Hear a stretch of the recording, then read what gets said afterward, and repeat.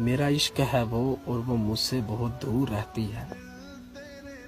एक बस्ती है इंसानों की और उसमें एक हूर रहती है। हाय, मुझे अपनी अना से मोहब्बत थी और मैं बहुत मगरूर रहता था। अच्छा, इसीलिए मैं लड़कियों से काफी दूर रहता था। फिर मेरी जिंदगी में वो आ गई, मेरी रूह में वो समा गई। फिर मुझसे एक गुनाह हुआ, मुझे इश्क उससे बेपनाह हुआ। हाँ, वो भी मुझसे मोहब्बत करती थी। अच्छा, बस घर वालों से थोड़ा डरती थी।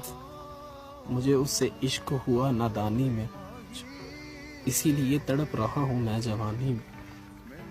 मेरी दी हुई अंगूठी उससे खो चुकी है। अच्छा, उसकी मंगनी किसी और से हो चुकी है। इस सदमे ने मुझे बीमार कर दिया, हर चीज से मुझे बेजार कर दिया। अब उसके घर उसी की शादी आनी है। एक अनपढ़ की किस्मत में शहजादी आनी है।